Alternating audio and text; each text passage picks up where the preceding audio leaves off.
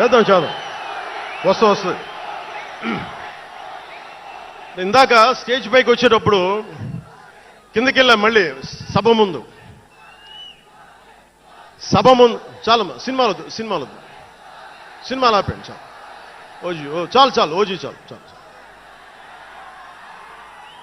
అంటే మీ అందరికీ నేను సినిమాలు ఎందుకు వద్దని చెప్తానంటే, సినిమాలు తక్కువ చేయడం నా ఉద్దేశం కాదు.